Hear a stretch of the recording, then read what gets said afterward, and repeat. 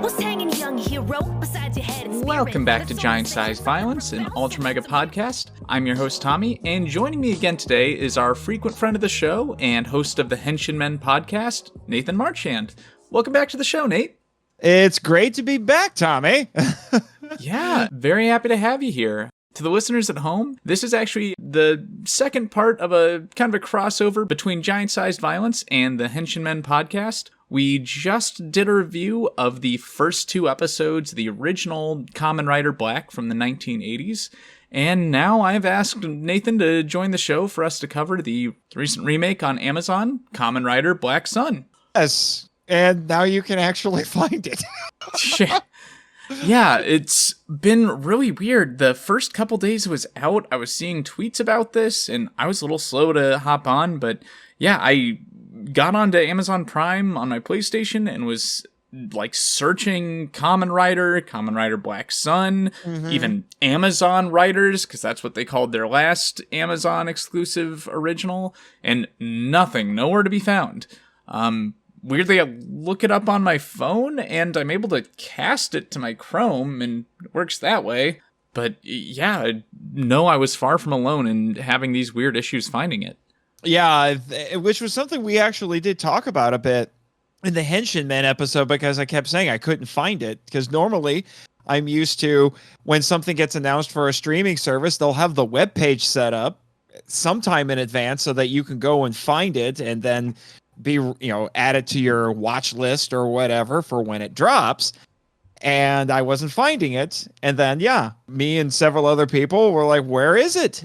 We can't find it. I had to have somebody send me the link, and then I manually went there on my laptop, added it to my watch list. The text, well, most of the text on the entry was in Japanese, but it did say it had English subtitles. I'm like, okay, that's good.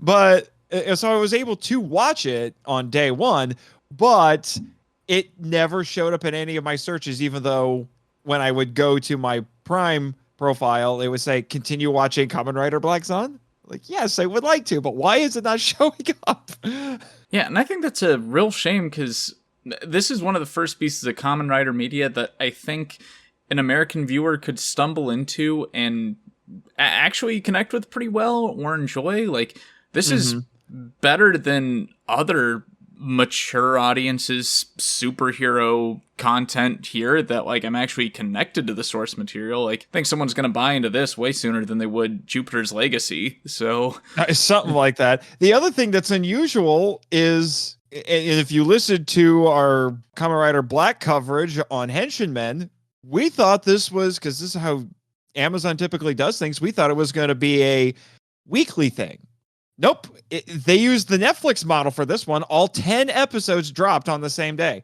Yeah, I'd be curious what the release was like for this in Japan. Like, if this was also an Amazon exclusive over there, or if so, maybe... It was a worldwide release on Amazon. Yeah, who knows? Maybe like Amazon Japan or other international branches of it do it this way. Who knows? I don't know, but all 10 episodes are out. The other thing that's different is that when I say 10 episodes, this is styled more like, for lack of a better way to put it, a 1 hour drama. The episodes are more like 40 minutes on average. So if this was airing on television, it would be closer to an hour with commercials. So that's another thing that's different with this too. I don't know of any other writer series that used a format like this. Now, mind you, I haven't seen Amazon's, or Amazon Writers, whatever you want to call it. So maybe that one's that way too. I don't know. Yeah. But I'm used to the, 23, 25 minute episodes with and then, 5 to 7 minutes for commercials, depending on how much you want in there. Yeah. I think Amazon Writers also took this method. I know it's also like just a 10 episode season, and then, yeah, it has a second one.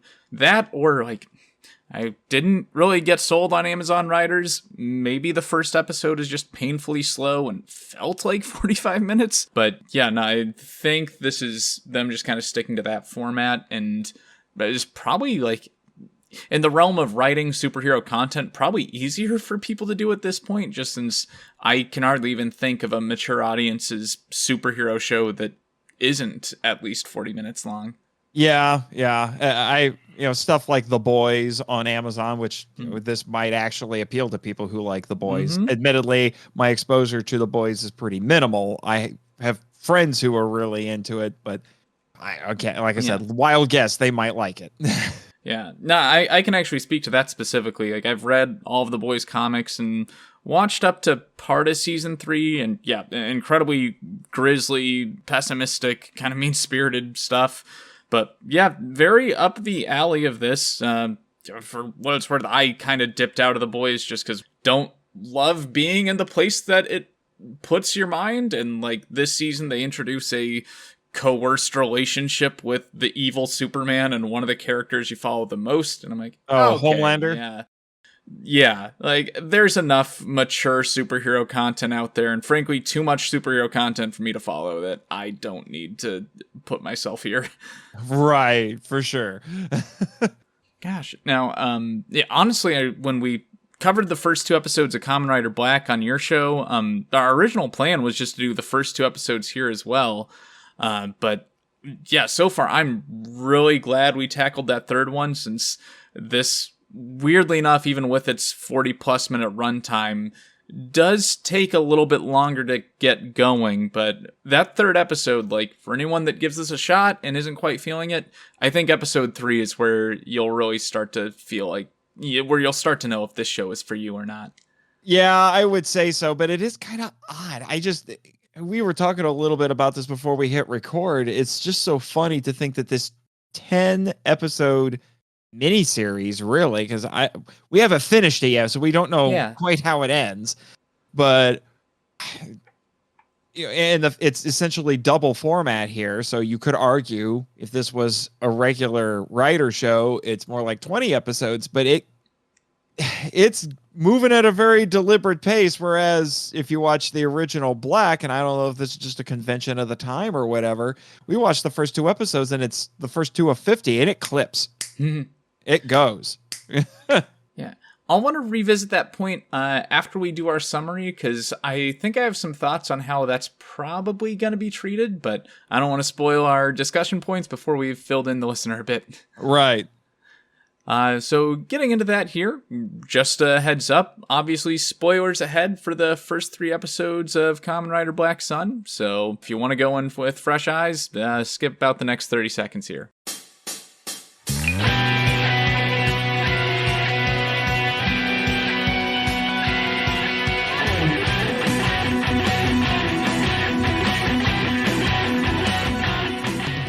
Our show opens with the horrifying image of 2 young boys undergoing surgery while conscious during a solar eclipse over 50 years ago. They're being implanted with the Kingstone and Sunstone, magical gems that will one day give the boys the ability to transform into powerful Kaijin. We then jump to the present, where we see that Kaijin, animal hybrid monsters that normally look like regular humans unless under extreme duress, are an oppressed people group fighting against discrimination. A 14-year-old human girl named Aoi gives a speech at the UN to convince world leaders that humans and kaijins are equals and to plead for their protection. We're then reintroduced to the now-grown version of the boys from our opening. Kitaro is a loner bounty hunter seemingly indifferent to the hate groups, police violence, and school protests kaijin face. His brother, Nubohiko, is being held prisoner of the cultish kaijin political party, Gorgum, where he's force-fed a mysterious blood-like food called Heat Heaven that seemingly has kept him from aging beyond young adulthood all these years. When Gorgum puts out a bounty on Aoi's head in order to retrieve the Kingstone she wears as a necklace, Kitaro saves her from a spider kaijin assassin by transforming into his own powerful monstrous form, the titular Black Sun. Episodes 2 and 3 follow Nubohiko as he escapes and confronts Kitaro, requesting his aid in killing the Creation King, an almost lifeless insect-like monster that all kaijin derive from, as well as the heaven substance that both heals and addicts kaijin. Flashbacks also reveal that in 1972, a young Kitaro and Nubohiko were involved with Gorgum in their early days as a kaijin activist group. they assisted the organization in a plot to kidnap the Prime Minister's son in order to secure equal rights for Kaijin. During the confrontation, however, the Prime Minister reveals that Kaijin oppression has been part of a plot to eventually secure their votes and use them as military weapons. Gorgum agrees to become a political party and meet the PM's demands in exchange for equal rights for Kaijin, a decision that causes a split among the members of Gorgum. Back in the present, after Kataro stops another one of Gorgum's attempts to retrieve the King's Stone, he reveals to Aoi that Heat Heaven, the substance she's seen save her best friend's life, is actually made of people. Soylent Green is people! We know. It's an ethics thing. It's new veganism. And for those of you who are familiar with Kamen Rider Black, the original, you'll notice a lot of things that seem very familiar and a lot of things that don't. Yeah, creepy science monster cult with Gorgum. That's familiar. Weird stones and eclipse stuff. Yep. Everything else, we'll see. Yeah, Creation King, some of the characters, a lot of it is there, but... Yeah, I mean, so much of it is new, and, like, I really have to give it to the show for doing what I think all remakes should do, or what, like, if you're gonna justify a remake, you should do, and doing what you couldn't do last time. And, like, yeah, everything with this weird Kaijin subclass oppression current, like, kind of diving into X-Men territory here. Yeah, that's all new to everything I've seen. I don't believe that was anywhere in Kamen Rider Black, and they were normally just treated as, monsters of the week that don't seem to have any redeeming qualities back then. Right. And Gorgum is similar, but really different here, too. They're a political party and not strictly just some bizarre cultish secret society that's trying to take over the world, of course. But that took a little getting used to. But the show, as you mentioned in that summary, very quickly establishes its tone. I was not prepared for the conscious child surgery.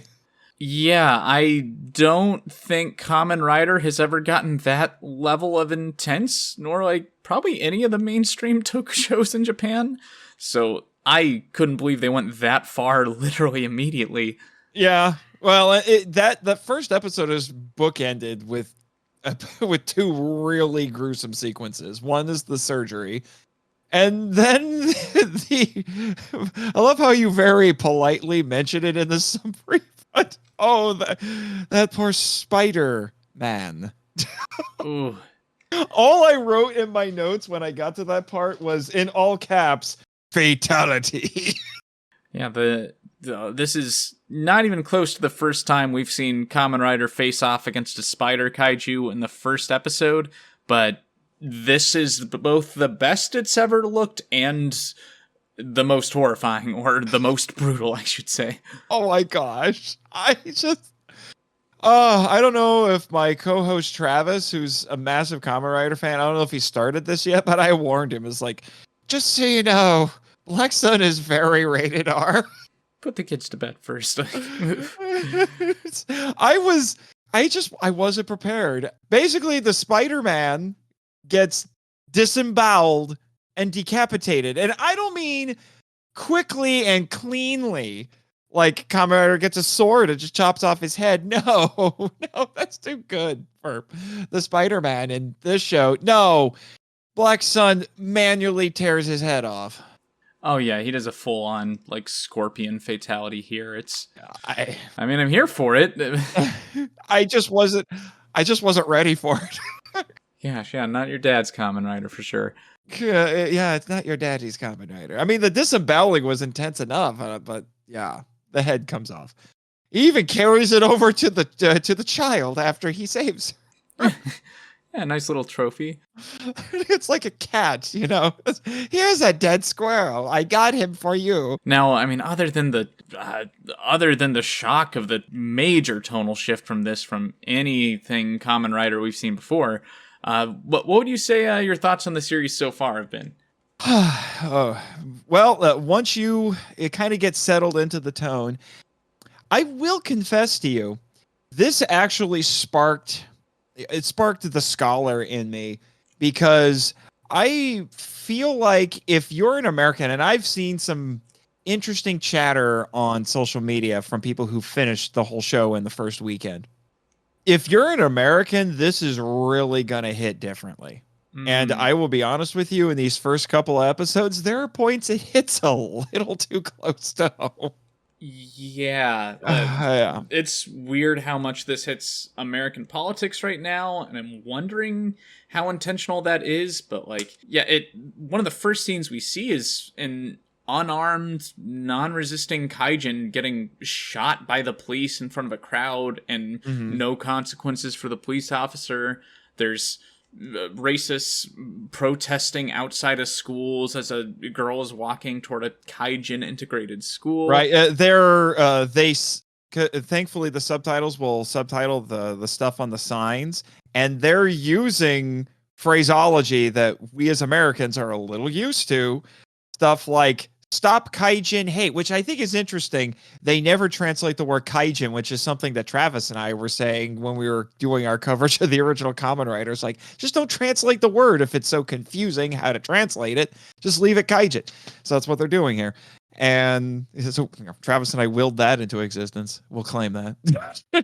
but so it says "stop Kaijin hate." And if you remember a few years ago, there was a bit of a cultural movement for "stop Asian hate," because there was a spike in Asian hate crimes. So there's that. I know this is too far ahead, but I know that I won't get into it because I haven't seen it yet. But I've seen screenshots and that are kind of out of context of other things that have happened later on in the show, and they'll hit even closer to home for Americans. Part of what makes me wonder if this is intentional, and you would know better than I if you can correct me here, but I think this is the first Kamen Rider series to ever include a black character. As a regular, I think so. Travis might know a little bit better than me on that, but I wouldn't be surprised if that's the case. Which, given the subject matter, especially when we flash back to the early 70s, which I think might be a bit of an homage to the start of the franchise, it seems appropriate, I have to say. Yeah, I mean, I did a quick Google search on this before we started recording, and the only thing that came up when I looked up black characters in Kamen Rider was characters for Kamen Rider Black.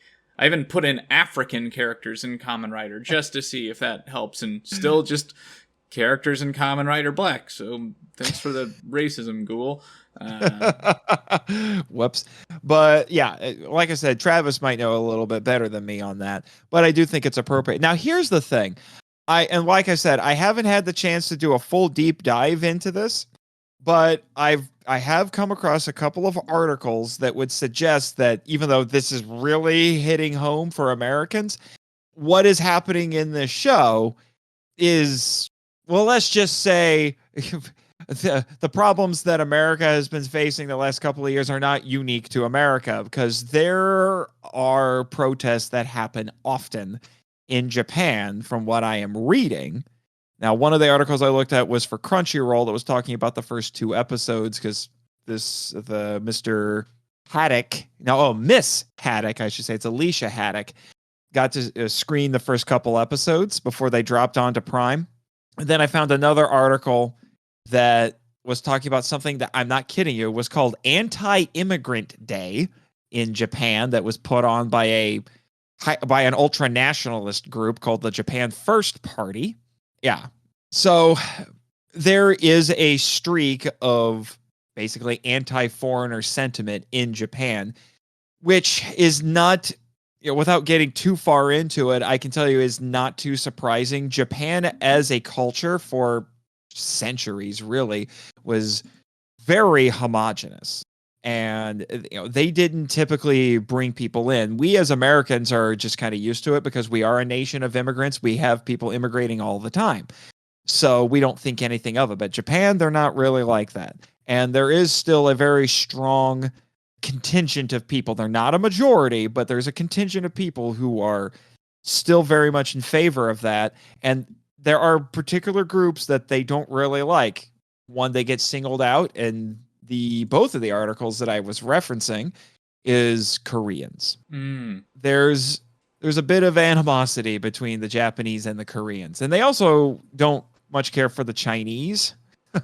But a lot of these countries in Asia, they have histories. A lot of it goes back to World War II and a bit before World War II, but a lot of them historically don't like each other. Now, with South Korea anyway, when it comes to, say, North Korea, who likes doing things like shooting missiles at them, and Japan, they're like, okay, we're with you. We don't like North Korea either, but...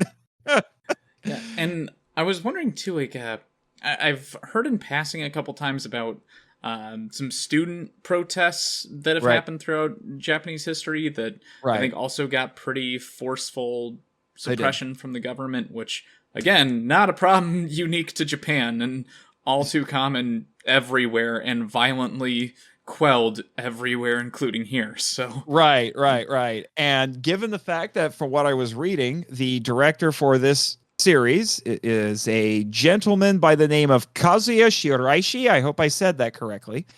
First off, I think he has no past experience with tokusatsu, and he's a Japanese filmmaker who is known for tackling current day issues in his stuff, which is why I would be curious to find. I really want to know more about the production of this show.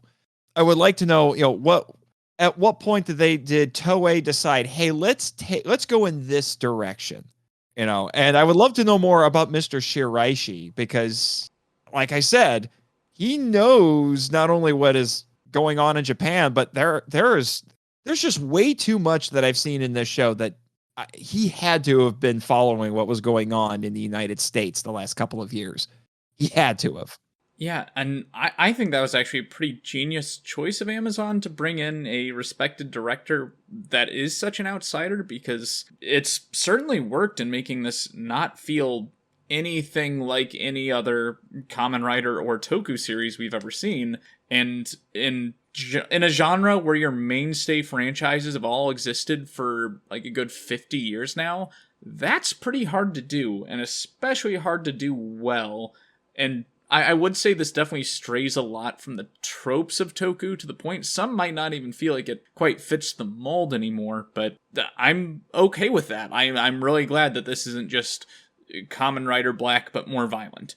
Right, and that's the other thing. Not only is it incredibly different for most of these Toku franchises. Now, it's not to say I would say Kamen Rider more so than the other big two Toku hero franchises, that being Ultraman and Super Sentai. Kamen Rider as a franchise has been a little bit more willing to branch out. This is not the first time they've kind of tried it. We mentioned Amazon Riders before this. There was also Shin Kamen Rider Prologue in the early 90s, which was a movie, but that was more like Kamen Rider by David Cronenberg. That was the body horror Kamen Rider. But there's never really been anything quite like this. And like I said, not only is it different for this franchise, it's a remake. That's another potential point against it. They are remaking a specific Kamen Rider show, one that is well beloved in the franchise. That's pretty bold. Thinking out loud here on like other things that might come close to this, the only thing that comes to mind is maybe like some Guyver content, but again, that's really just closer in the like body horror Toku realm. I've not seen the movies myself, but I don't think I have. I doubt they get this political. They don't get this political. I haven't seen the animes or read the manga, but I have seen the live action movies. They're American, first off, and they're not Japanese. The first one, half the time, thinks it's one of the original Ninja Turtles movies. So it tries to get weird and funny at points, and it just feels out of place. The second movie, while it has a massive budget cut, it doesn't look as good in terms of production. Is a lot darker, and from what I understand, much closer in tone to the original source material, but it's more just it's it's just R-rated superhero fare where the bad guy will do things like break the arms and wrists and all of that of the monsters that he fights. Hmm. It's nothing like this. The stories are not political. They're aliens trying to take over the world, basically. So it's actually more like Kamen Rider Black, the original, in that regard. But on the political side of things, and this is why I'm really glad we watched the third episode and didn't just stop at 2. Right. Like, we see that our hero is very indifferent to everything that's going on. Like, literally the police shooting we mentioned earlier happens right outside his window as he's eating at a restaurant. Like, he doesn't react to it at all. Yeah. And so, like, I was ready to come into this being like, so what's with this main character? Like, doesn't have any emotion, doesn't care anything about anything, and I don't know if I like that. But with the third episode reveals where we see, like, oh yeah, he and Nobuhiko were, like, the most involved in this, and now we've seen that, like, even when doing the most you possibly can to an extreme, things still get twisted and taken out of your control and, like, end up you have to sacrifice all your morals and nothing but changes for the better. Right. Now, just one more quick thing. I have some thoughts on that, but just to go back to the filmmakers here, it should be mentioned, yes, our director's never done tokusatsu, but our special effects director is Shinji Higuchi, who is a well-regarded powerhouse veteran of tokusatsu. He's been working in the industry since the mid-'80s. He's worked on Godzilla films. He's worked on the Gamera trilogy from the 90s. He worked with Hideaki Anno on some of his anime projects. He co-directed Shin Godzilla with Hideaki Anno. He recently directed Shin Ultraman that had Hideaki Anno as the producer and screenwriter. And believe it or not, also a mocap actor.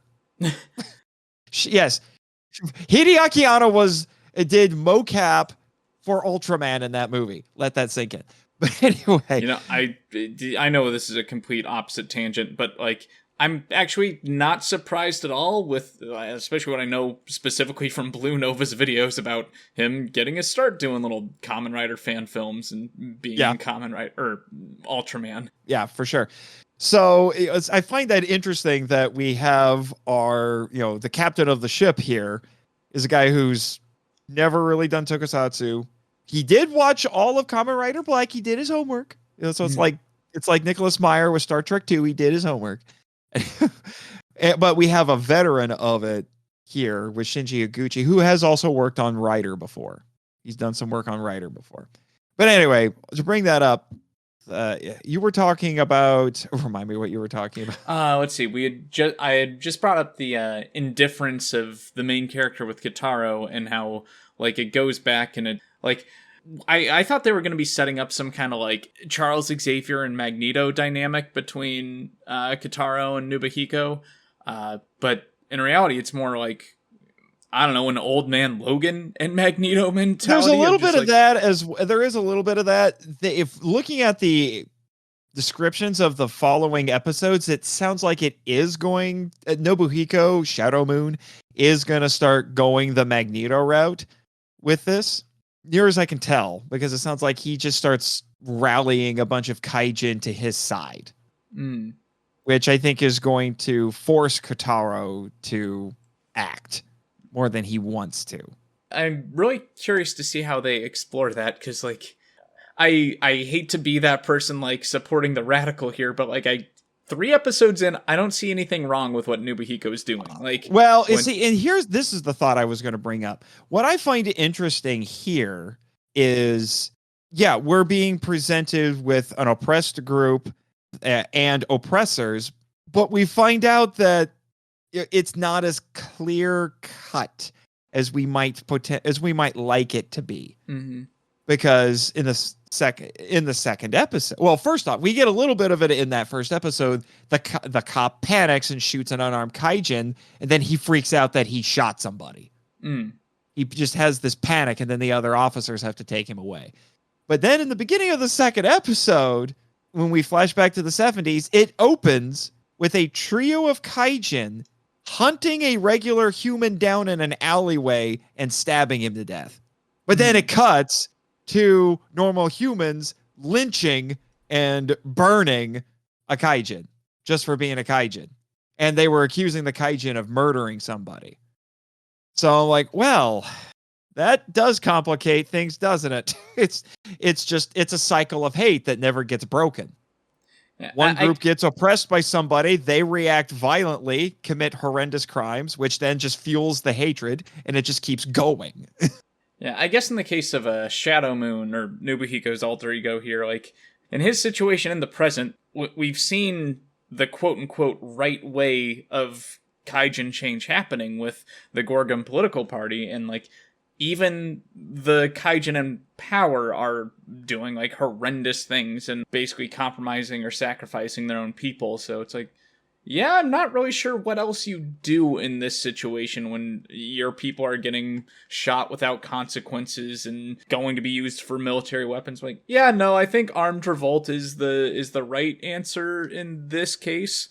What I do think complicates it, though, is, like, we also find out as it goes along is that the kaijin seemingly haven't always existed in this world. Like, they all derive from this hidden creation king creature. So they're who's very different here compared to what he's like in the original Black. Mm-hmm. Yeah, it's, to my knowledge, he doesn't, like, have a shown physical form in the original. Oh, he does. Oh. He does. He's a giant disembodied heart. Oh, that, yeah. So we don't see, like, a proper body. No, because I looked it up. It's like, okay, I haven't got far enough to see the Creation King. What was he in the original? Oh, a giant disembodied heart. Okay.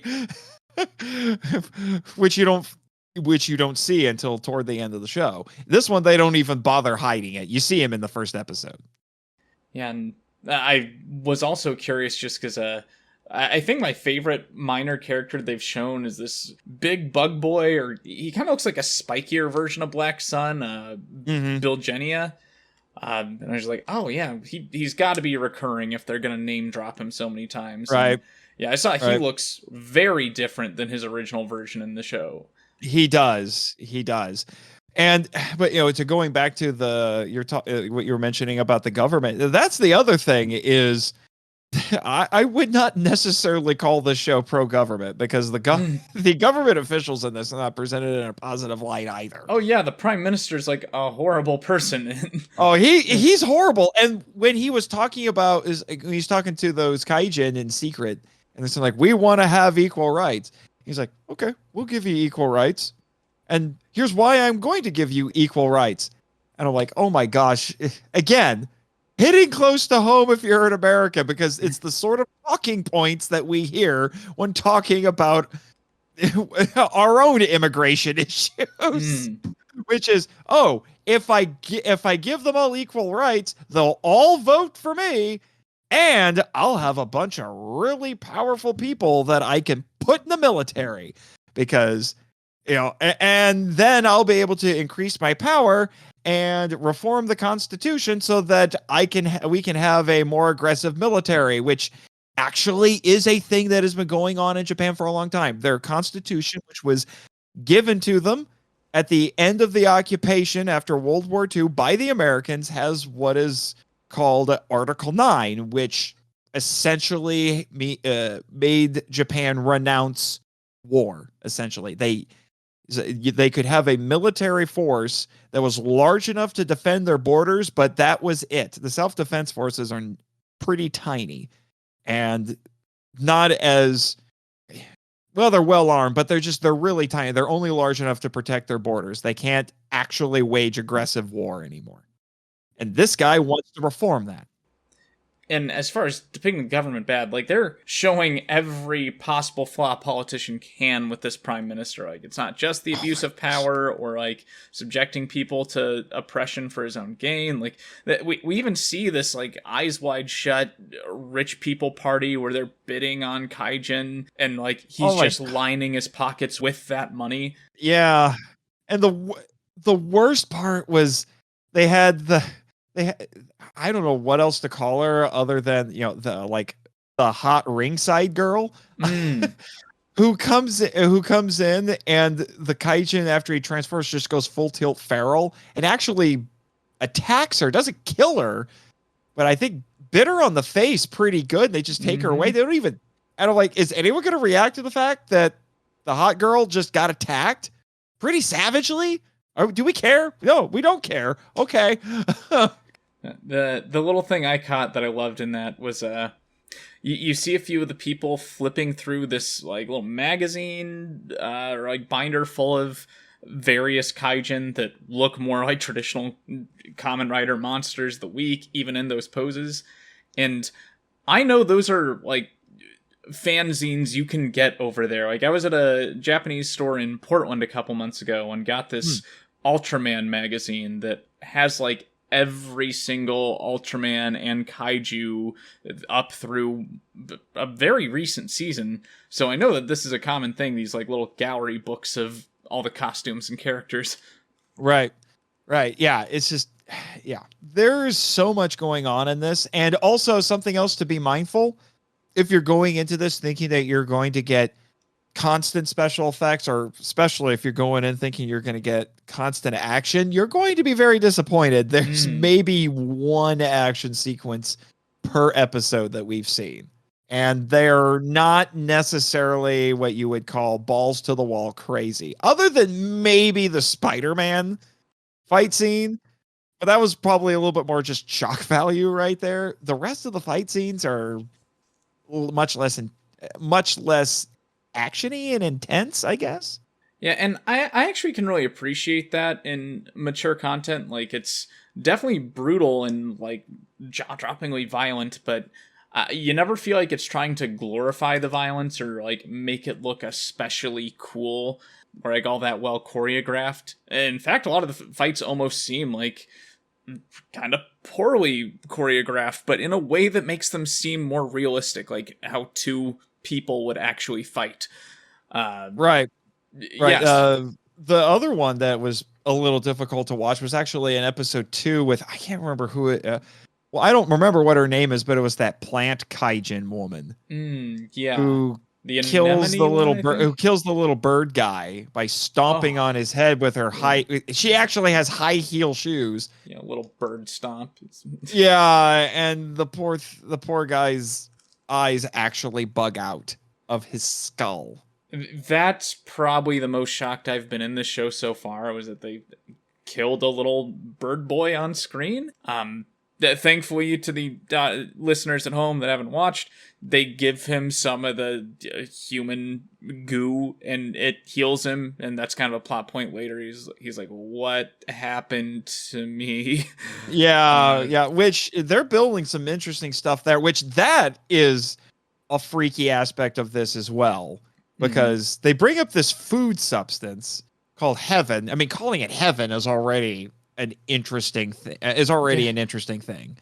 And then we find out that the stuff not only is basically addictive for kaijin, it can turn normal humans into kaijin. Oh boy. And then we find out that it's made primarily using human flesh and some magic stuff. Yeah, I get not magic, but some extract from the Creation King. That's why I made the Soylent Green joke earlier. So it's really disturbing, and I think that Kotaro is very much against it. That's why he very reluctantly used it on the kid, and very reluctantly explained to Aoi, yeah, this is what's going on. Yeah, like the first time Nobuhiko sees Kotaro, and like Kotaro's now at least 60, probably 70, young 70 at that, but yeah, like, why aren't you eating heaven? That'll keep you young. That's why he still looks like he's in his 20s, and Kotaro's at least 50. Right. But you know who another thing we should talk about, because we haven't talked about her except only in past. We need to talk about Aoi. Aoi is a new character. As far as I know, there's no character like this in the original. And this is another one of those cases where I sit here thinking, is this another rip from the headlines thing? And you're going to have to help me with the name, but there was I'm trying to remember her name. There was that teenage girl a few years ago who got a bunch of attention because she was this very outspoken. She's from where is she? I think she's from Sweden or something like that. She's a very outspoken environmental activist. Yeah, Greta Thunberg. Thunberg, yeah. I couldn't help but think, it was like, was Aoi inspired a bit by that? You know, this 14-year-old Japanese girl who is advocating for the rights of kaijin. She is known for doing that, and even got to go to the UN. That's her first scene, is she's at the UN, at a UN session, advocating for the rights of kaijin, speaking in English, pretty excellent English, I might add. And then that makes her a target in one form or another in the next couple of episodes that we've seen. Now, I think you're right in that she's probably based or inspired by a lot of real-world young activists. I don't know how much Greta Thunberg would be there, just because, like, right, at least personality and actions-wise, like, Greta Thunberg is way more badass than this. Like, she's way more aggressive in everything she's going for in the best way possible. She pisses off Ben Shapiro in the best way possible. She would not be taking this level of shit. Yeah, for sure. I don't know if it's a direct inspiration, not especially compared to everything else that we've seen in the show, but it was something that came to my mind. Yeah, and again, I think hitting a little close to home. I think more direct inspirations might be like Malala or like Ruby Bridges in the United States, who was famously part of the case where people were protesting outside of an integrated school, and she needed the military to escort her into the school, which right. Like, we very much get that imagery here as well. We do. But it's one of those things. There are points where it does hit so close to home that it almost became a little difficult for me at points to separate this from real world events. I know we've been comparing this a lot to X-Men, but one of the beauties of X-Men, one of the genius things, honestly, about X-Men was that it was presented in such a way clearly inspired by current events in the 60s when it was created. Mm-hmm. You know, the civil rights movement. Some have even wondered if Professor X is a reference to Malcolm X. And all of this sort of stuff, I get it.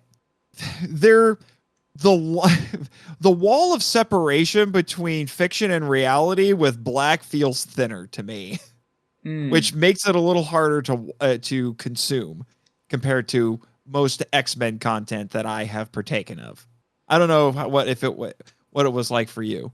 For me, like it really depends on the era of X-Men and such, because like X-Men does sometimes go there. Like I mean, it does. The last time X-Men hit me that hard was right before the big reboot. There was this scene, I think the character was Wolfsbane, that she's just a mutant in the park, from one of the more obscure books, but some catcallers come by and whistle at her. She's like trying to scare them off when they're intimidating her, and kind of wolfs out, and they say like, "Oh, it's a mutant. I thought you were a real girl." And they then proceed to murder her. Oh, jeez. And yeah, so that definitely hit home. But like, I was at the same time glad to see like X-Men going where it needs to in the modern day. And then like also Wolverine and Psylocke track these people down, give them a bunch of weapons. They're like, hey, fight back. We want to savor this. Or like, we're giving you the opportunity you didn't give her. And right. Did X-Men you ever tangent aside? Go ahead. Did you ever read Man Loves, God Kills?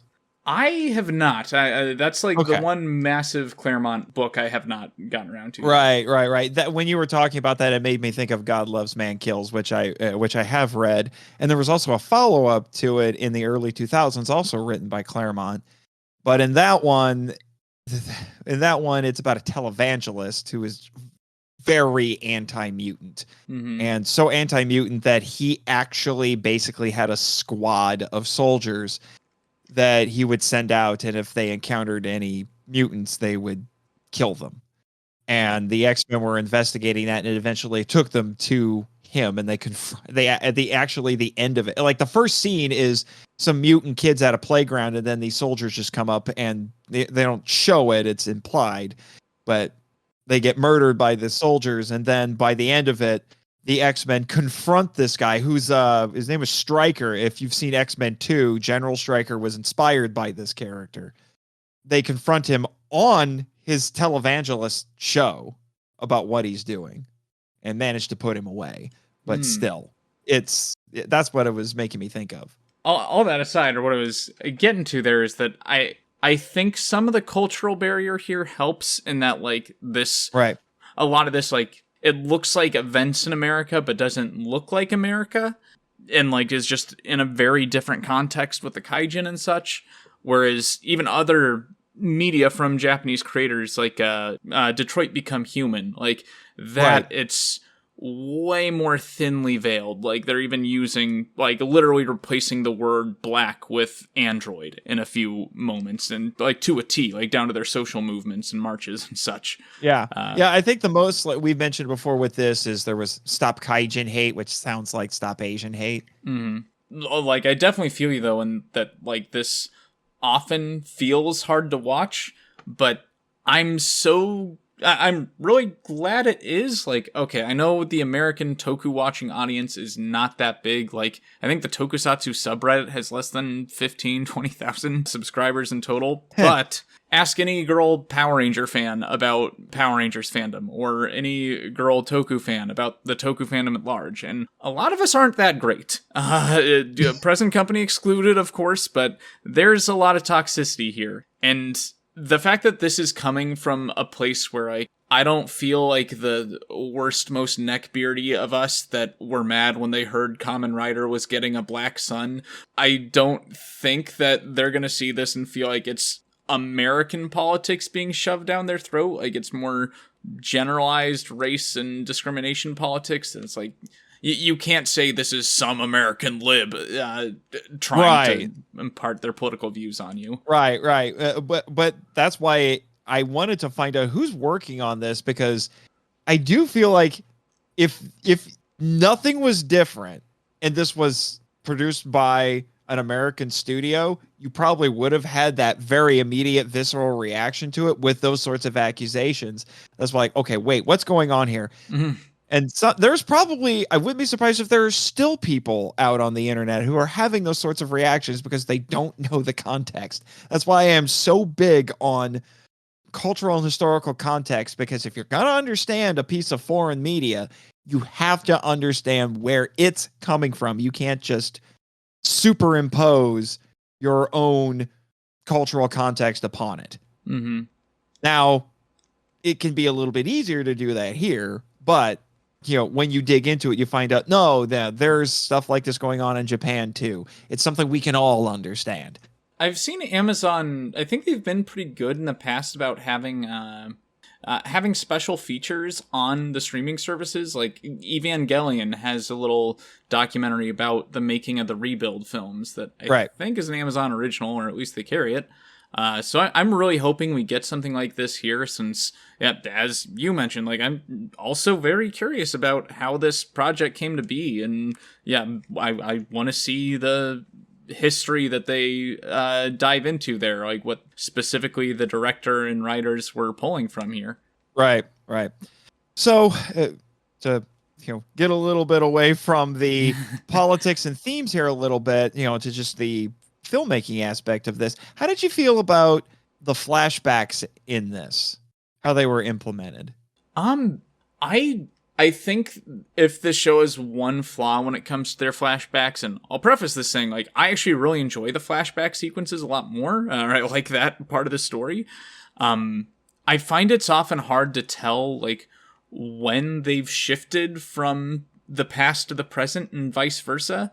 Like, until I see a character I clearly recognize and can tell it's the younger version and not the artificially younger version in Noob Eagle's case. Because, like, a lot of their set pieces, both in the past and present, are very, like, dingy, dungeon-like, or prison-like, so it's hard to tell from a first glance when they take place. And there's so many characters in this, and many we've only seen, like, 2 to 4 times, that I'm not immediately seeing a character and being like, oh, that's the modern version of this guy. Like, I think it can be a little hard to follow, but not to an extreme detriment of the show. Right. I agree with you. There were points where I was a little confused about whether or not we were in the past or the present, because not all the characters age. And I mean, like the black guy who's in this, he's only so far anyway been in the 70s scenes. Mm-hmm. He hasn't been in the present, and sometimes so I have to look for things like that or the costumes, the fashion. I try to pay attention to that. So like, okay, are we doing modern or are we doing 70s here? Mm. And so is it how I want to dress now or how I mostly see people dress now? Yeah, so that's been a bit wonky. We've talked a bit about the pacing with it, how not a lot happens until that third episode. And that's actually something I wanted to touch on more with your point earlier on like how they're like with this deliberate pacing and like how little happens in the first 2 episodes. At the same time, episode 3 covers in just the, I don't know, 3-4 scenes that happen in the past. The cold open is them kidnapping the prime minister's son in a pretty awesome sequence. And then like, I think the next time it goes back to the past, it's like, oh, there's already been some kind of like siege of the other half of Gorgum to wherever the prime minister is, and oh, they're already in the middle of their peace talks. Like this show jumps around quite a bit to like just show you how much of the world's story has already happened, and right. I don't think that's necessarily a flaw, because like I think there's a certain level of realism to that, and that it's not 5 people that completely steer these movements or make all of the change happen. Like it's a bunch of different forces, a lot of them that aren't that interesting until the point that they're actually doing the thing. Like the people talking to the prime minister, I don't know how much we've seen or heard from them before that scene, because they just hadn't done anything that memorable, if they were there at all. Right. Or like Bill Genia, who all of a sudden like morphs out, gets real angry, and becomes my favorite character in a single scene. I'm like, oh dang, where's this guy been? I want to know more about this dude. Yeah, like I'm not gonna treat it as a flaw, but it's definitely something that's gonna rub some people kind of in a weird way. Right. I look at it as like, is this just kind of handled a little bit sloppily, or is it putting a lot of faith in the audience to follow? Mm. And I think that could be a difficult tightrope to walk, because I don't think you should treat your audience like they're a bunch of idiots and spoon feed stuff to them. But there is also the issue of being so obtuse that it's not communicating clearly. Does that make sense? Yeah. And yeah. I really think with camera filters and a few other obvious things for the dum-dums in the audience like me, like I think they could make it more clear, even just putting like 1972 and then present. Which they did do a couple of times. Mm-hmm. But it was mostly like when they first show a flashback scene, they'll put 1972 and then move on. Like I think... since you mentioned earlier them doing something for like the anniversary of Kamen Rider, I feel like that's part of the reason every episode features a like Kamen Rider 50th anniversary project. They're very much playing with that exactly 50-year time jump between the 2 times. Right. Yeah, and I think that's it is also the 35th anniversary of Black, the original. 1987. Yeah, I wonder if they're gonna pull that time frame in much in the upcoming episodes. Like I would be curious if they do, because I could see this being kind of an ongoing series of events over the course of time. They've already hinted at that, so that could be interesting. Yeah, and with what it feels like they're setting up here with like some kind of split among the members of Gorgum, I wouldn't be surprised if maybe we follow up again in the 80s, and maybe that's where Nobuhiko gets captured, because he's clearly been in their custody for a long time, because he's got a huge beard. Yeah. So like I think that'd be pretty cool if they follow up in 1987, and that's where like the various factions are kind of at war or what have you. Right. So I think one last thing I would like to talk about a little bit would be the special effects in this, which are actually kind of interesting, because it feels like it is kind of bucking the trend a bit with a lot of modern toku. A lot of modern toku has been not fully embracing CGI, but using it more. And I don't think we've had a single bit of CGI in this. It has been all... Well, I take it back. We've had a little. Yeah. We have had a little. The Spider-Man had a bit of CGI. Exactly. But I think that's about it. Well, and some of the transformations have a little bit of CGI, but they've been working very hard. I feel like even harder than a lot of other modern Toku shows to use as much practical as they can. Yeah, like I definitely think it's one of those things where it's practical effects enhanced with digital effects, which when that's done well, you don't notice the digital side, which is why a lot of times they don't get the credit that's due. I will say, like, one, I am super glad that this is basically all practical, at least from the first impression, just because I kind of hate CGI in Toku shows, since rarely do they have the budget for, like, good CGI, no shame. I not long after we recorded on Henshin Men, I did watch the first couple episodes of Kuga because I got the Blu-ray set in, and you weren't wrong about the Spider-Man. I'm just like, oh, good Lord, guys. I don't want to go too much on a tangent about Kuga, but I'm like, okay, the characters, the acting, and the story are all good, but these effects and the film that they're using for this is kind of taking me out of it a little bit. It looks like Bible Man. Let's be honest. His costume's even kind of similar to Bible Man. The effects look a little bit like that at points, and I swear they're using the same film stock that is used for soap operas because it feels a little too hyper real, and the frame rates feels a little too fast. And I'm like, I have to keep reminding myself, you're watching a tokusatsu superhero show and not a tokusatsu stage show. That's what it felt like at points. But anyway. Okay, I'm glad to know my friend that has a podcast dedicated to even the oldest and presumably least well-developed effects Kamen Rider series is kind of with me on Kuga, so good to know. But yeah, back to the point I was making there with the practical effects, like, what is a little off-putting is while, the Spider Kaijin is maybe the best Kaijin we have ever seen in this show.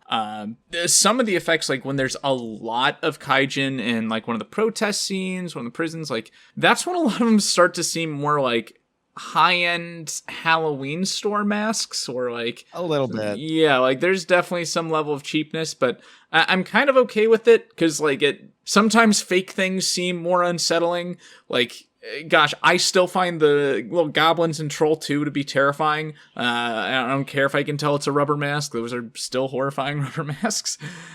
And I also think like there's some moments where it needs a little bit more enhancement, especially with like, while the designs and build of Black Sun and Shadow Moon suits look awesome, there's something within superhero filmmaking that the Batman movies often run into, in that like, yeah, we've designed this awesome Batman suit, but it looks stupid in the daylight. And I kind of feel that way about both of their costumes. When you see them in the daylight, they just look kind of goofy compared to every other kaiju we've seen. Again, cool design, but it just feels like you're seeing a high-end cosplay in the middle of a park. Yeah, I can kind of see what you're talking about there. I don't know what it is.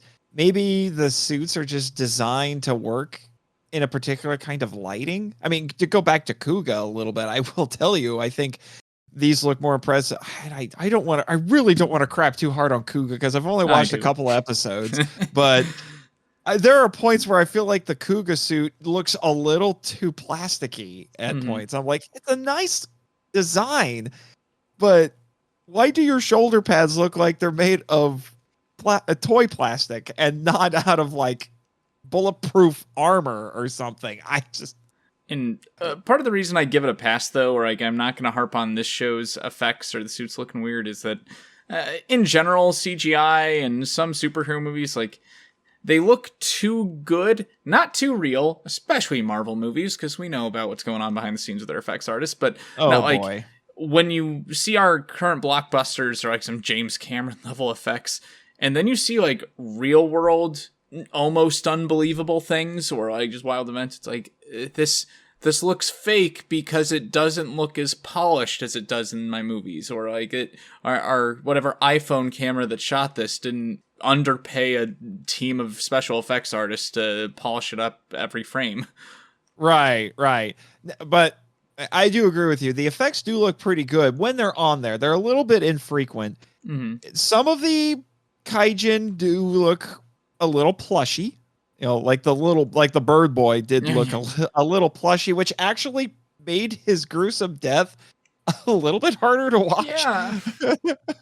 The weirdest one for me, I think it has to be the Kaijin we had at the end of episode 3, which really threw me off. The first time I saw it, I was like, wait a minute. I think, what did I write down in my notes? I thought it was actually a classic Kamen Rider Kaijin that got brought back. Yeah, are you talking about the one Black Sun fights at that end of the 3rd episode? Yeah. He's actually a whale. Oh, I thought he was Right. Cobra Man. I thought he was Cobra Man at first. But then after I looked at it a little more closely, I'm like, oh, he's a whale. Whale that spits acid for some reason. Yeah. Well, that's a little odd.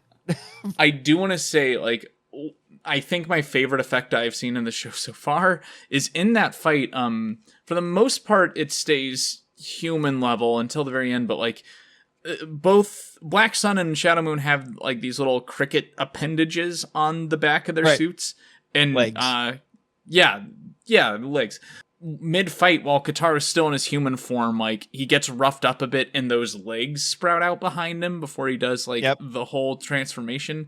And I love the look of that, and I don't know if we've ever seen, like, a partially transformed Kamen Rider like this, and I think it's an awesome addition. Yeah, not quite like that. I've seen some stuff like that in some Spider-Man media. He's had costumes, or like, what was it? The Iron Spider suit? I think had stuff like that.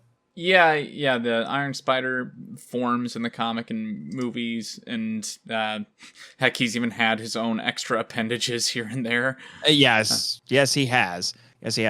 Now, I know one of your notes in here is, hopes and predictions for the series going forward. I am really curious to see what they're going to do with Aoi. She's been hanging out a lot with Kotaro, and she wants to continue her activism for the Kaijin, but she also knows that she's making herself a target, so she tells Kotaro, I want you to teach me how to fight. And then, funny enough, he teaches her a little bit of martial arts, but then he's like, it would be easier if you just got a gun. And she's like, no, I don't want to do that. Which, to be honest, I know a little bit about Japan and its gun laws, and they're pretty strict, so I don't know if a 14-year-old girl's going to be able to get a handgun or anything. Not to mention, I don't think a handgun's going to stop a lot of the Kaijin that come after her. And that, I think, is also rooted in some of her inspirations. Like, I feel so bad for not knowing the activist's name, but I remember Jon Stewart had a young woman activist from the Middle East on his show, and like, she talked about that strong shift from like wanting to throw her shoe at the men of ISIS or whatever other military force was oppressing her, and then coming around on the like, wait, no, violence isn't the answer to this problem, or like, that doesn't help anything. And I think they're pulling with that a little bit here. Like, Yaoi's doing self-defense, but she's not wanting to learn how to strike to kill or strike to harm. Yeah, I was trying to do a quick Google search, see if I could find that, but I'm not finding anything that I think for sure is what you're talking about. So to avoid putting out incorrect information, I'm not going to say, but so I'm curious to see what they're going to do with her. I really hope she doesn't. This seems like the kind of show that would do it, but I kind of don't want her to get martyred until before the end of the show. It would seem like a pretty easy thing to do, which would I mean, it's not bordering on fridging. It would be fridging. So I would rather they not do that. It was already difficult enough in this show to see a young Japanese woman get punched in the face and just blood just gushes out of her nose. That was incredibly hard to watch. And the people who were holding her were intentionally going for her and not for the guy who was with her. The guy was doing okay. So it's almost like they were hurting her to get the guy to talk. The tried and true, okay, you might be willing to endure the pain, but are you going to watch someone you care about suffer? That sort of a thing. That was really hard. That was one of the most difficult things to watch. And it's not even Spider-Man getting his head ripped off. But yeah. Now, I like what they're doing, focusing on Aoi rather than Kotaro here as the central character. Like, Brandon Easton was just talking about this concept in my last episode. Weirdly, not about Kamen Rider, but instead, like, Vampire Hunter D and the likes of, like, when you have these stoic, badass, like, solitary characters that are meant to be kind of like just a powerful force of nature, like, they remain unchanged for the most part. And heck, we see in the 70s, even when Kotaro's getting into activism, he still has the same attitude. Like, he even says, like, yeah, I'm not that mad about the treatment. Still does everything he can. Like, you can't really have that level of unchanging personality or force be, like, the main emotional focus or, like, the audience point of view character. Like, you need someone that's someone more reliant on him that the audience can put themselves in their shoes. Or, like, you don't see Kamen Riders change, you see Aoi change, or you see the others. Right. Another good example, I would say, of something like that would be all of the Mad Max sequels.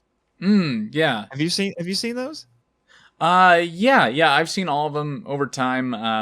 But all of them are like that. The first movie, because Max does go through a change, Max is the main character, but every movie after that, Road Warrior, Thunderdome, and the Fury Road, they all focus on another character that Max is helping. Mm-hmm. Because, Max is that stoic, archetypal kind of force of nature sort of character. You know, he's the man with no name. And so we need, as an audience, we need someone else to latch onto, because it's not going to be Max necessarily. Yeah, so, like, I hope we get better development with her, because right now, like, a lot of interesting stuff is happening in her life. Like, those people being tortured are her parents, and her caregiver's been murdered, and her best friend technically also murdered for a few minutes.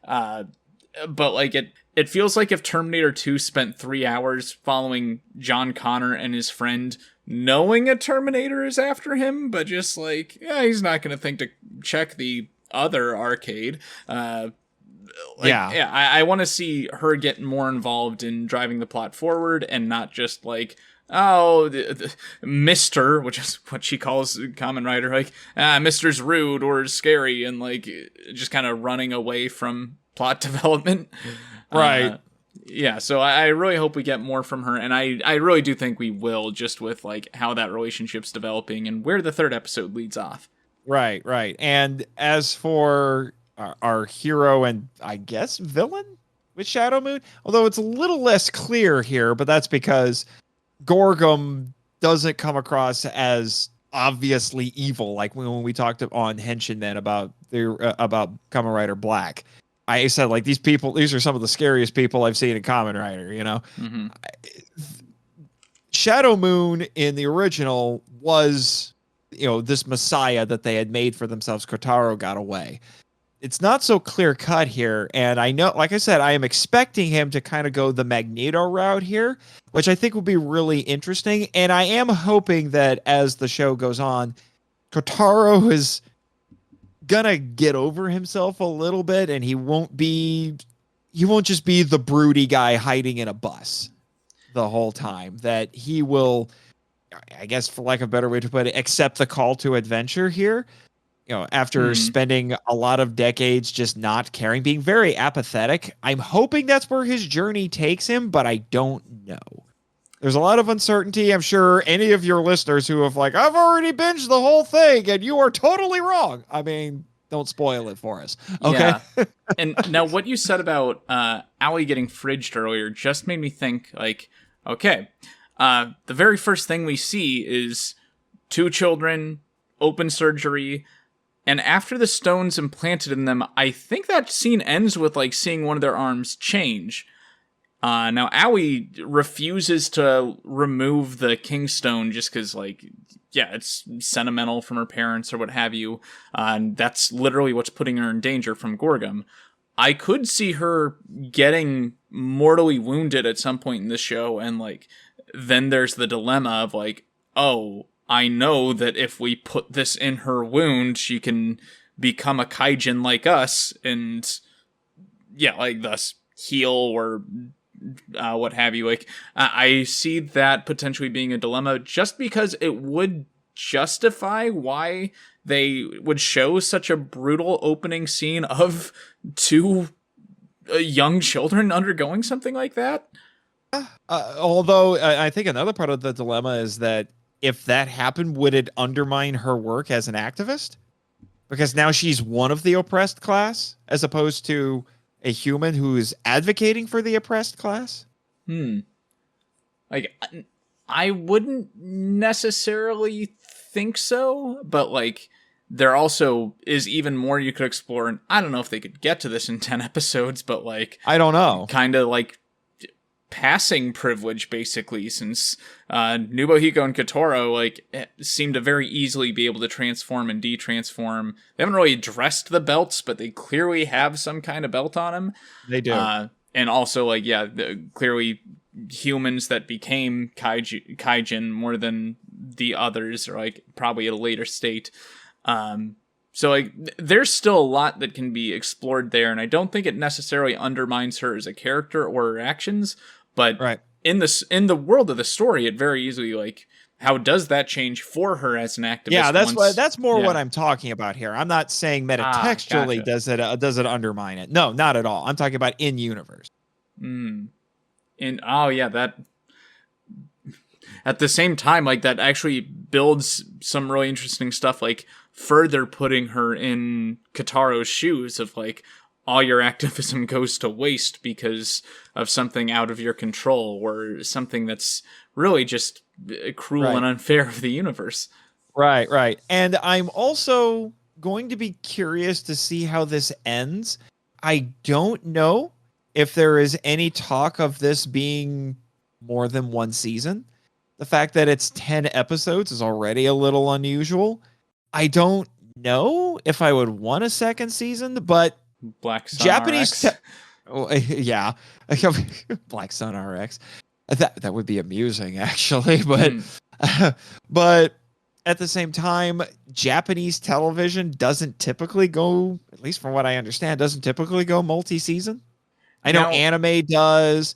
I wouldn't be surprised if there's maybe some Japanese dramas that will, go on for multiple seasons, but my understanding is, at least in the tokusatsu realm, is they're one and done. Maybe they get a sequel season, but they're one and done. Usually. Since Amazon made me do so much digging to find this, I know Amazon writers, or Kamen Rider Amazons, did get a second season. Right. And yeah, with Black RX, with the original series being a thing, I could see that being a factor, or see that like coming into play, as well as like, we don't super know the origins of the Creation King, and there's like the whole cosmic element of the eclipse and things like that. So, like, Black RX, for those who don't know, shifts from Kamen Rider fighting like cultists and cyborg monsters to instead fighting an invading alien force. And like, who knows, maybe with a second season they could explore like the origin of the Creation King, or like maybe this whole kaijin situation is descended from alien visitors that are coming back to deal with however this season ends. Yeah, just don't let Saban try to turn that into another show. Please, don't.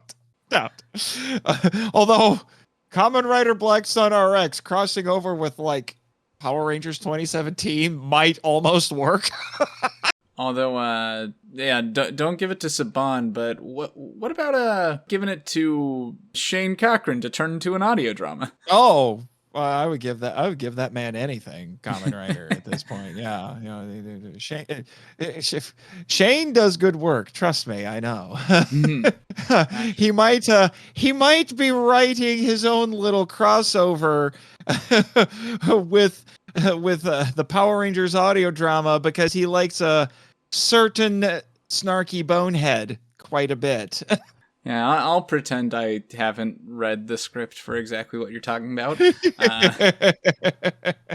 But, I mean, other hopes and predictions, I mean, like, there's the chance Aoi gets fridged to some extent, and that's what motivates Kotaro. Yeah, there's still a lot to unpack after these first 3 episodes. I'll be curious if they get to all of them in 7 more.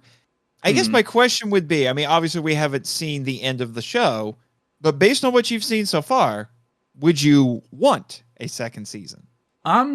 With the third episode making me shift from like, okay, something happened already to, hey, I want to see more of what just happened. I think there's enough to explore here to expand into a second season. Though with what they're dealing with here, like this particular plot, I would want to be resolved in a single season with maybe some planting and like alluding to what could be explored next time around. But yeah, like, I don't know. I'm just on the topic of Amazon shows. I'm coming off Rings of Power, and I've already been through one show that spent an entire season setting up what might come next season, and the more we can avoid that, the better. Yeah. All right. Yeah. So unless you've got anything else, I'm moving ahead in your notes here. Looks like you've got a couple of interesting questions. Yeah. Well, I first got the questions of the week, and totally forgot to put it in the notes. But we also, this being a Henshin Men crossover, have to do the awards, of course. Oh, the awards! I hadn't thought about that. Oh, dang. The awards. Oh, man. Wish I had paid more attention to some of the lines then. So my little question of the week here, Nathan, for you, with this being the second, I think actually third kind of time that Toei's revisited a classic season of Kamen Rider and aged it up and darkened it, like with some of the movies they've done based on the original Kamen Rider Amazons being based off the original Kamen Rider Amazon, and now this. What other season of Kamen Rider that you're familiar with would you like to see get this treatment? Well, the obvious one, we've talked about it a bit already, would be Black RX. It feels like a natural place to go. I'm not 100% sure how they could get the aliens from Black RX into this or account for things like Kotaro gets a lightsaber. But, I mean, they're clever enough. They might be able to come up with some form of justification. If they can lean into some cosmic elements, I think they might be able to get it there. Yeah. You know, if we find out that like the Creation King is an alien or something, that might give them enough leeway to get there. Since we've been pretty harsh on it this episode, I would really like to see a reimagining of Kuga, since my understanding is that there's some bad blood between Toei and the actor that played Kuga, so like you're not gonna see him in anniversary specials or anything, and also show needs some work. Actually, there's been some stuff like that that's happened with some Ultraman actors too. Yeah, like I think there's a lot of cool ideas to be explored with that season, especially with how much people love it. So I would love to get it in a more palatable form for modern audiences. And like, yeah, I just think the whole idea of like this kind of ancient rider belt, like maybe harkening back to some like ancient civilization rider, is really cool. So yeah, definitely Kuga, or even one of the other Beetle seasons like Kabuto or Agito. I'd think I'd want to see something with that. Yeah, that could be interesting too. I haven't quite gotten around to those yet, but yeah, I can see how those could work. Now similarly though, like the other major Japanese franchise to not yet get this treatment, really, if entirely. So if they did this kind of adaptation for a season of Super Sentai, for those out of the know, the Japanese series that Power Rangers gets its footage from, what season of Super Sentai would you like to see get this? Looking at that question, the first one that comes to my mind would be O-Ranger. You know about O-Ranger? Yeah, the basis of Power Ranger Zeo that had a lot of darker themes. I know we touched on it in our Power Trip crossover. We did. I think O-Ranger could be interesting because you could really lean into I'm going to use the Power Ranger terms because I can't remember all of the Sentai names quite yet, but the Machine Empire, quote unquote, in O-Ranger, I think you could really ramp it up and make them really really weird and creepy, this kind of encroachment of the machine sort of a thing, where they're just slowly kind of basically you can kind of turn them into the Borg from Star Trek, but make them even scarier.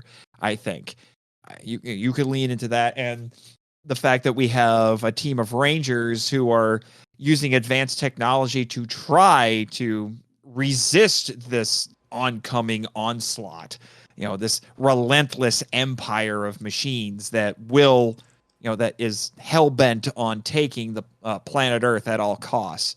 Really lean into it. It's similar to like Power Rangers RPM, and I wouldn't bring up RPM because it's technically not Sentai, even though they use Sentai footage, but the Sentai it's based on is completely different. Power Rangers RPM is very similar to that, with this relentless robotic enemy who will just not stop until he accomplishes his goal, which is total conquest. That's a really good choice, especially since like every fan of the original era of Power Rangers really wants to see Zeo adapted at some point. But like you need at least like it would take at least 3 well-received Power Rangers films or reboot seasons to get to that point narratively. So like just I know Carl has plans to get there. Carl Dutton of the audio drama. See, he has plans. He has plans to at least get to Zeo. Yeah, and taking him at least 3 seasons, understandably so, because that's what the show did. But yeah, like I mentioned though, like if we're all waiting on things like Lionsgate films here, it's gonna be a minute before they get to Zeo. Right. Yeah, it's gonna be a while. But I do think that would be interesting. You could play around also with the motif that they used in O Ranger, that kind of like ancient artifact. It's not quite ancient artifact. It's more like almost more like a 7 Wonders of the World, sort of a thing. Because there's a pyramid and the Sphinx, like a Sphinx and things like that. I think you could lean into that a little bit, and that could be interesting as well. I just feel like more that Sentai more than a lot of others that I know of anyway, I think would lend itself to this treatment more than others. But, Die Ranger, not so much. Zhu Ranger, not so much. Now, Mega Ranger, probably not. I like Mega Ranger, but I don't think it would work. Yeah, the one I want to go with here, though, because it also has like that darker connection, even a coincidental connection with the Keita Mamiya. I think the season Jetman would be a really good option, just since like again it's not doing the thing we see too much in America of like bastardizing or like overly making something overly mature that was meant for kids. Like Jetman was always the kind of darker season, similar to O-Ranger, and like only didn't get sanitized due to national tragedies. So I think Jetman would make a good one, since it was the one that was... Maybe Time Ranger could work. Ooh, yeah.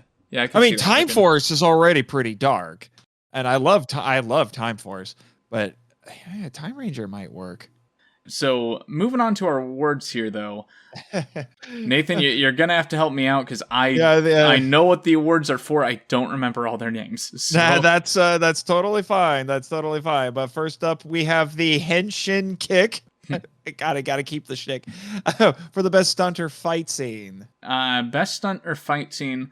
While there's definitely better extended fights here, I'm gonna give it to the like partial transformation that Kitaro does at the end of episode 3. I really liked how that fight was done, and like that's the fight I'm thinking of when, especially before they transform.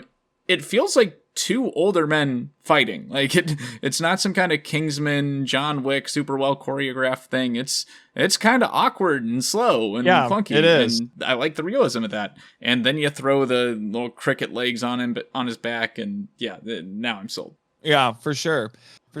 I think I would probably give mine. I have a feeling there's going to be at least one more award that's going to go to this, but probably the fight with the Spider-Man. Just because that was the moment. That's one of those fights is like, this is what you can expect from this show. Here you go. It's going to be brutal. It's not necessarily going to be fancy. It's not going to be John Wick. It's not going to be Kingsman. It's going to be dirty, and it's going to be brutal. And here you go. that's something that I've been hyped about since before the show even came out. Because I remember when we saw that glimpse of the Spider Kaijin in the early trailers, I was like, oh my gosh, we've never seen a Kaijin move or look like this before. This is awesome. Yes. Yeah, so I think you're a very good choice there. Which is why our award to the effects, which is the... Talking Toku. Talking Toku award. Yeah, that I give to the Spider Kaijin transformation easy. Yeah, I'm with you there, because that is honestly, and I've seen several renditions of the Spider Kaijin, because it is Kamen Rider tradition that the first monsters that he fights will be a bat and a spider. Goes all the way back to the original show. They do it at Kuga. They do it in those 90s movies. It's just Kamen Rider tradition. They did it in black. This is the best version of a Spider Kaijin that I've seen in this franchise. Mm-hmm. It's the most different design. It is the most interesting in terms of execution of the special effects, because basically what we have here is we have a guy who does have his face changed to that of a spider, but when he grows the extra appendages, it's not like, like in past incarnations where a lot of times it would just be his human hands become spider legs and then maybe a couple more spider legs pop out of the sides of his body. No, they come out of his back, and he's like, his whole body is essentially the quote unquote head of the spider. Mm. And he's walking around and hacking at Kamen Rider at that point. And it feels even more true to Kamen Rider Black specifically, since, I mean, on your episode, I talk at length about how much I love the Spider Kaijin and spider effects in that. But yeah, like, I thought that one did it better than it's ever been done in Kamen Rider, but that was them absolutely nailing it with the job with no budget. And then here they're coming back around and blowing us away now that they have a budget. So way to go, guys. For sure. And then next up we had Kamen at Ya for the best line. All right. I don't remember the exact phrasing, but the one most memorable line for me was when young Nobuhiko and Kitaro walk into the public meeting of Gorgum, where some speakers rallying up like, we're angry about this, we gotta fight back, this is bullcrap. And then they just kind of walk in the middle and are stone-faced staring, and guy points at Kitaro, he's like, are you angry about Kaijin treatment? And he's like, nah. Man manages to keep going. He's quite I gotta give him credit for being able to roll off something that awkward. But yeah, that I thought was hilarious and really made me wonder about this character. Yeah. Similarly, thinking back on it, I mean, there's a few things that we've talked about that would be interesting to bring up, like the unscrupulous prime minister's little speech. Some of the stuff that's said at the protests by Aoi and Aoi's speech at the beginning. You know what? I was thinking about giving it to the little speech that Nobuhiko does when he just shows up on his motorcycle and then he just stands there. He pauses a really long time and then goes into his little rousing speech about how Kaijin deserve to have rights. But you know what? Changed my mind. I'm giving it to Aoi's speech in front of the UN in the first episode. Because it's in English and she speaks English very well. And I think it really does set the stage thematically for what this show is going to be about. Yeah, and that's really impressive, especially for a young actress, because I found that can be a problem in other Japanese media that they'll sprinkle a little bit of English in there, but the actor might not be the best English speaker. So when all of a sudden the subtitles disappear because they decide us Americans don't need them for the one spoken English word line, because I guess they forget hearing impaired people are a thing. It always throws me off, and I have to be like, oh wait, that was English, I got to process that. No, this girl does an amazing job.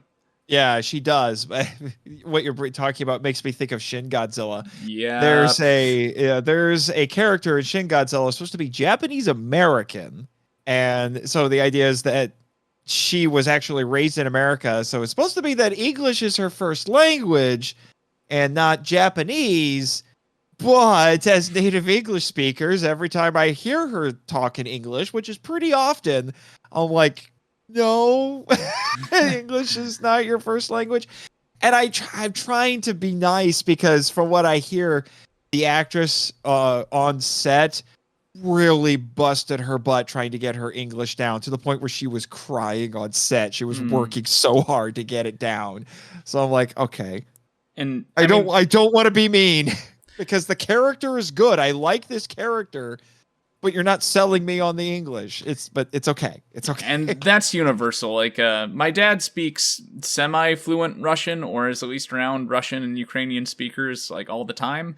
And every time there's a Russian villain in anything on American TV, he's like, that accent's terrible. This person barely knows Russian.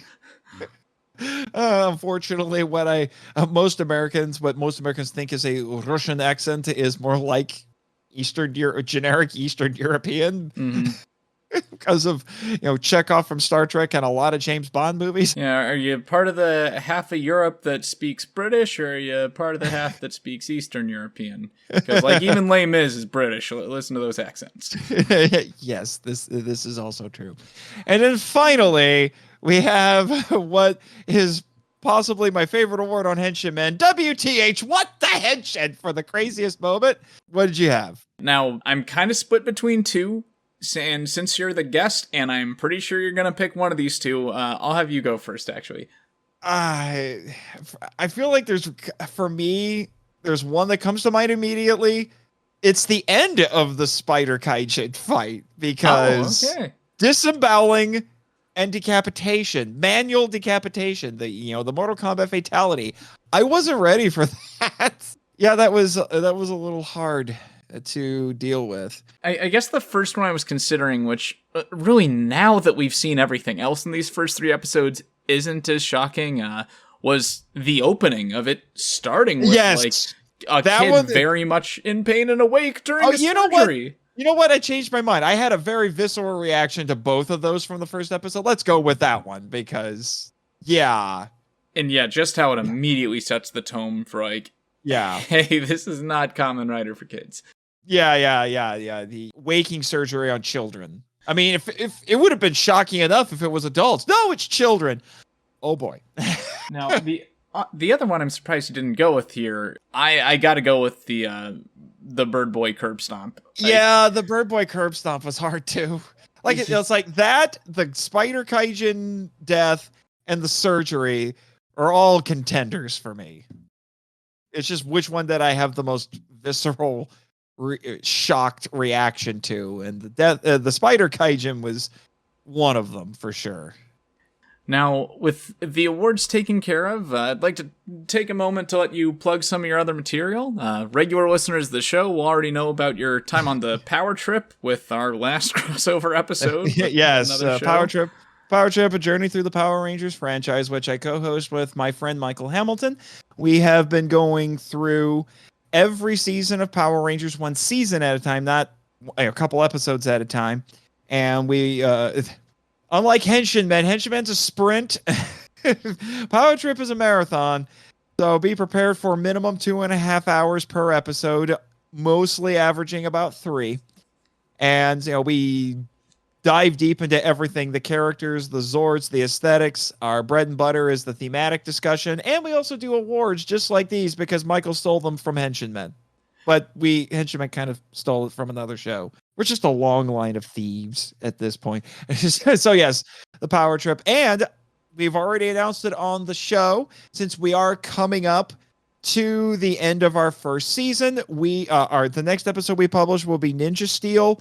We are currently going through Beast Morphers, which means we only have 2 more Power Ranger series to talk about. And then we're going to do a postmortem episode. We are doing a season 2 to tide us over to the anniversary content for Power Rangers next year, including Cosmic Fury. So we will be looking at a handful of Super Sentai seasons that have been made into Power Rangers, and we'll be taking a look at some Power Ranger comic books next season. Dang right, you better be talking about those comics. And we're talking about comics, sir. We made a list. I've got thoughts, and if you ever need an extra passionate opinion on the show, let me know. Oh, yeah, well, I'll send you a list of the particular graphic novels that we'll be looking at, and if there's one that you really want to talk about, I'll talk with Michael. So we'll be getting into that. And I've mentioned Henshin Men, which is a podcast that celebrates Japanese superheroes and their high flying and high kicking adventures.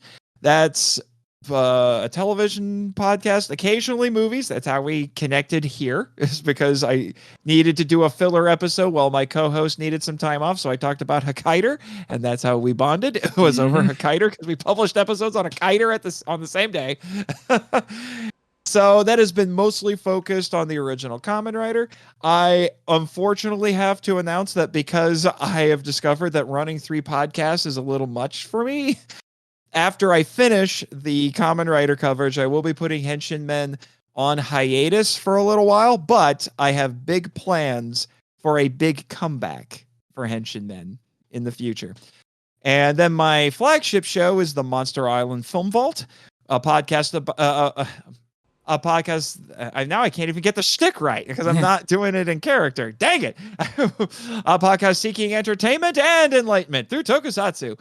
It's a movie podcast for the most part, and it talks about mostly kaiju films. We do branch out and talk about other forms of tokusatsu, like disaster movies, because yes, tokusatsu just means special filmmaking, so it's special effects driven stuff.